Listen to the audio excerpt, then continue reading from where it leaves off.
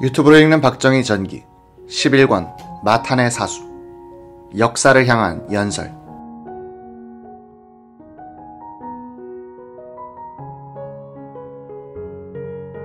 그는 우선 새마을운동을 잘살기 운동이라고 요약했다. 새마을운동이란 무엇이냐? 나는 작년 이 자리에서 여러분들에게 간단히 쉽게 말하여 잘살기 운동이다라고 정의했습니다.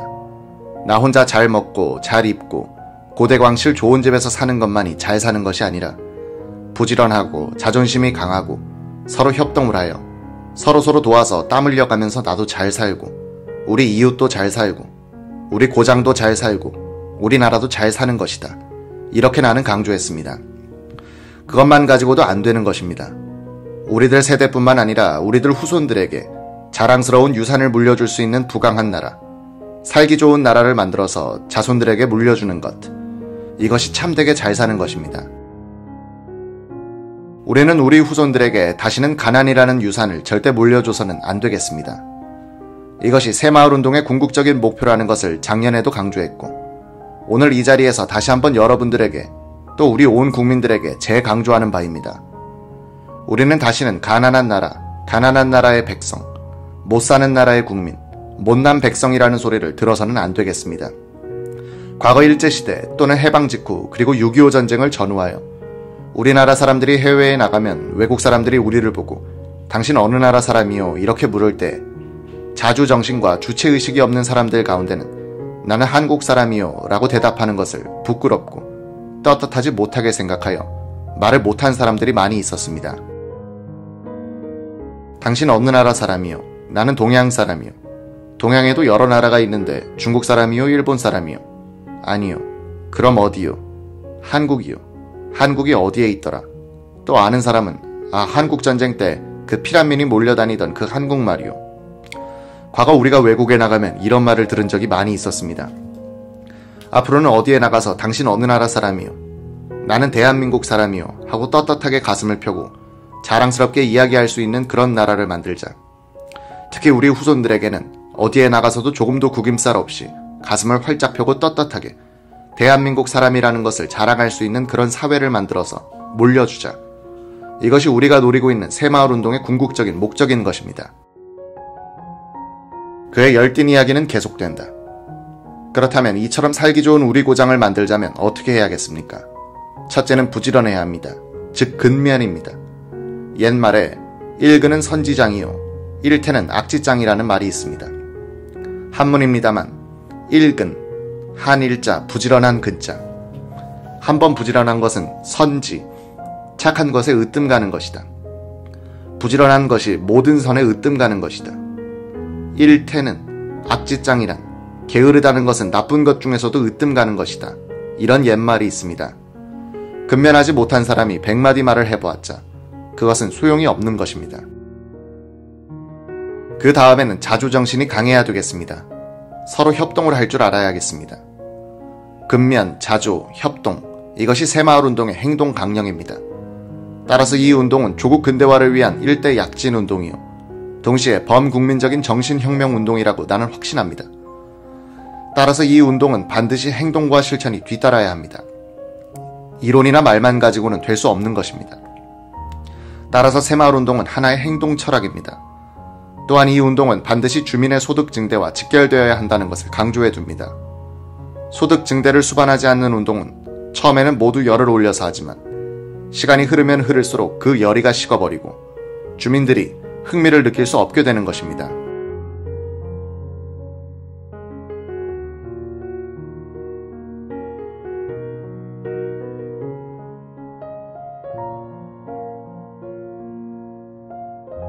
박 대통령이 도덕성과 정신력을 강조하는 것은 반드시 행동을 유발하기 위한 동기부여의 목적이지 말장난에 머물기 위한 것이 아니다. 그는 또 사명감의 고침만으로 인간을 지속적으로 움직이게 할 수 없다는 것을 잘 알았다. 소득 증대라는 이기심이 더해져야 한다는 뜻이다. 박 대통령은 이타심과 이기심이란 두 심리적 동기를 통합하여 국민들에게 호소했기 때문에 설득력이 강했다. 박 대통령은 역사서를 많이 읽었다. 그가 역사에서 발견한 과거와 미래에 대한 통찰이 그의 신념체계를 형성했다. 역사에서 그는 자신의 고독한 결단을 합리화할 수 있는 많은 사례들을 발견했고, 너희들은 내 무덤에 침을 뱉어라. 그러나 역사는 나의 편에 설 것이다 라는 자신감을 정당화할 수 있었다. 대중은 자신을 알아주지 못할지라도 역사는 자신의 편이란 생각이 용기의 셈이었다. 이날도 그는 역사에서 용기와 사명감을 끌어내려고 한다.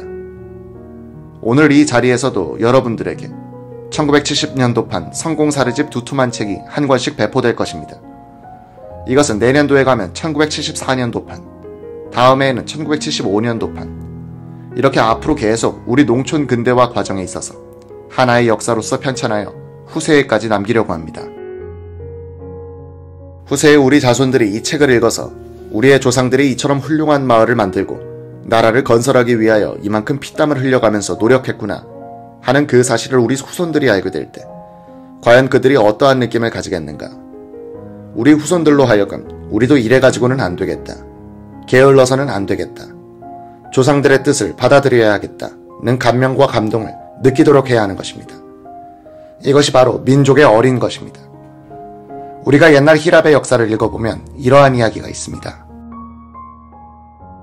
트로이 전쟁에 참전한 아테네 시민들이 그들이 죽을 때 자손들을 불러놓고 유언을 하기에 너의 조상이 누구냐고 묻거든 너는 서슴지 말고 우리의 조상은 트로이 전쟁에 참전한 용사였다고 떳떳이 일러주라, 이렇게 말했다는 것입니다.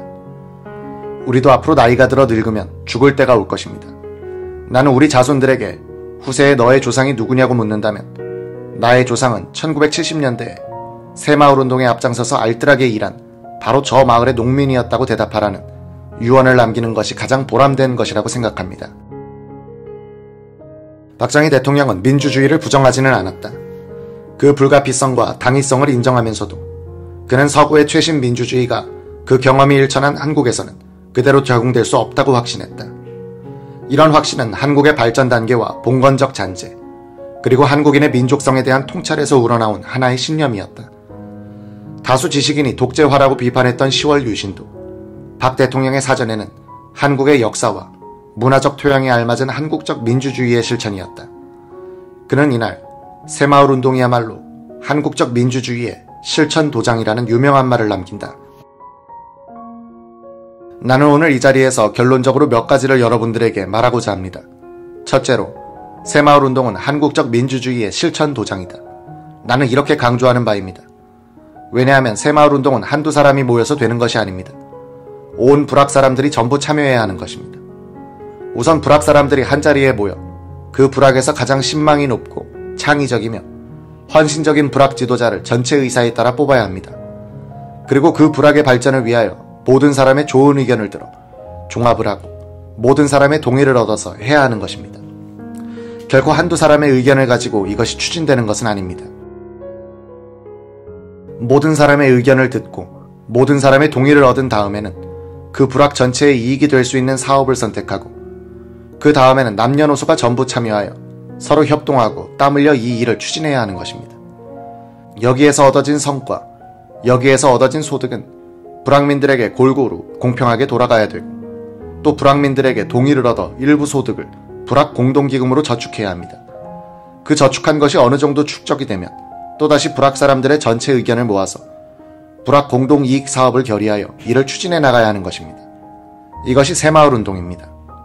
그렇다면 이런 과정이야말로 가장 훌륭한 민주주의적인 방법이며 참다운 민주주의가 아니고 무엇이겠습니까? 나는 우리나라의 민주주의는 새마을운동과 같이 점차적인 훈련과 실천을 통해 하나하나 뿌리를 박아나갈 때 비로소 정착할 수 있다고 믿습니다.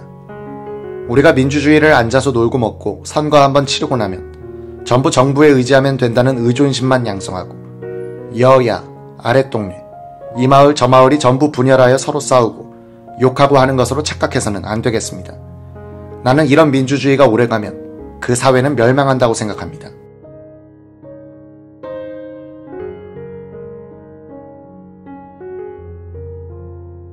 (1974년 1월 14일에) 국민 생활의 안정을 위한 긴급조치의 공포시행에 따르는 대통령 특별담화문에서 박 대통령은 우리나라 경제만은 불황 속의 인플레에 말려들지 말고 이것을 전화위복의 계기로 삼자고 했다. 그는 또 우리가 걸어온 길은 탄탄대로가 아니었고 태산중령을 넘고 거센 풍랑을 헤쳐나가듯 여러가지 난관을 극복하면서 세계적인 성장과 발전을 기록해왔다고 했다. 박 대통령은 직전의 긴급조치 1, 2호로서 반정부 세력을 엄단하기로 한 것에 대해서는 이렇게 설명했다. 이 같은 국가 현실을 이해하지 못하고 일부 인사와 불순분자들이 반유신적인 활동을 자행하여 국가 안보에까지 위협을 미치게 됐기 때문에 부득이 정부는 이를 먼저 제거하는 조치를 취해야만 했다. 긴급조치 3호는 저소득층 부담 경감, 영세민 취로 사업 확대, 임금 체벌과 부당해고 엄단, 정부 예산 절감, 중소상공업자 지원, 농민 보호 대책이 주조였다. 오원철 수석은 이 긴급조치의 효과를 질서 회복으로 해석했다. 석유 파동이란 것은 질서가 무너졌다는 뜻입니다. 러시아워 때 서로 먼저 가려고 하다가 자동차가 서로 엉켜버린 것과 같은 현상이 경제에서 일어나고 있었습니다. 교통순경이 등장하여 이 엉킨 차들을 풀어줘야 하는데 대통령 긴급조치가 그런 역할을 했습니다. 국민들이 대통령 말을 믿고 사재기를 중단하는 등 질서가 회복되니 정부도 물가체계를 개편할 수 있는 여유가 생긴 것입니다. 1974년 2월 1일 정부는 유류값을 평균 82%, 전기값을 30%, 해운요금을 최고 109%, 항공요금을 60% 인상했다. 2월 5일엔 생필품, 건축자재, 신문용지 등의 값을 대폭 인상했다. 정부가 통제하던 물건 및 서비스 요금을 최하 10%, 최고 100% 올린 것은 유사 이래 처음일 것이다. 그럼에도 시장과 국민들은 차분하게 받아들였다. 매점 매석, 사재기, 품귀 현상이 나타나지 않았다. 오원철 수석의 표현을 빌리면 폭풍 후에 고요함과 같았다. 남은 것은 핥히고 간 상처뿐이었다. 이때 석유 쇼크를 재앙으로 위장한 행운으로 만드는 일들이 일어난다. 행운은 최선을 다한 사람에게 찾아온다는 것이 박 대통령의 한국에도 적용된다. 중동 진출을 위한 탐색이 시작된 것이다. 한국의 현대사는 터널을 지나 새로운 무대로 진입하는 것이다. 1973년 한국의 경상수지 적자는 3억 880만 달러였는데 1974년에는 20억 2270만 달러로 늘었다. 자본거래 통계를 보면 1973년에는 2억 9천만 달러를 빌리면 됐는데 1974년에는 19억 9480만 달러를 빌려와야 했다. 경제총사령관인 김정년 비서실장은 출근하자마자 부도 직전으로 몰린 회사 사장처럼 여기저기 전화를 걸어야 했다. 오늘 결제 준비는 됐나? 어제 홍콩에서 돈을 구워오겠다는 것은 해결됐어. 걸프에게 주는 원유 대금은 며칠만 기다리라고 해. 오원철 경제 이수석 비서관의 회고에 따르면 중동 진출과 관련하여 박 대통령에게 최초의 보고를 올린 것은 1974년 1월 30일이라고 한다. 마침 사우디아라비아 나제르 기획상이 방한하게 되어 있어 중동에 대한 한국 기업의 진출 방향을 구상한 것이었다. 오 수석은 석유 위기가 발생하기 전에 유럽에서 돌아오는 비행기 안에서 건설회사 삼환의 직원을 만난 적이 있었다.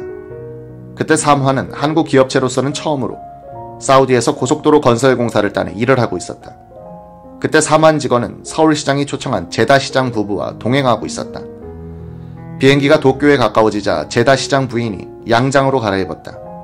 어찌나 아름다운지 클레오파트라를 연상케 했다. 오 수석은 귀국 후 삼환 직원을 불러 사우디의 상황을 이것저것 물어봤다.